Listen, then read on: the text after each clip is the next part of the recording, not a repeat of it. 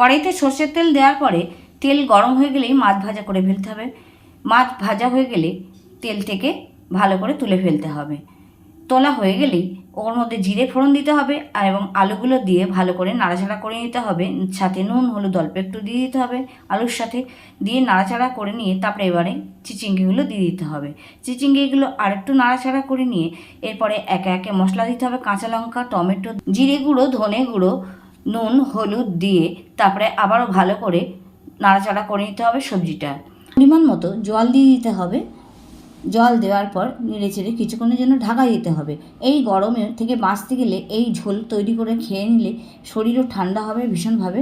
এরপরে ভাজা মাছগুলো ঝোলের মধ্যে ছেড়ে দিতে হবে। মাছগুলো দেওয়ার পর মাছগুলো যাতে একটু সিদ্ধ হয়ে যায় তাই জন্য নেড়ে চেড়ে আবার একটুক্ষণ পরেই ধনেপাতা ছড়িয়ে দিলেই তৈরি হয়ে যাবে চিচিঙ্গি দিয়ে মাছের ঝোল। রেসিপিটা ভালো লাগলে লাইক দিতে ভুলো না।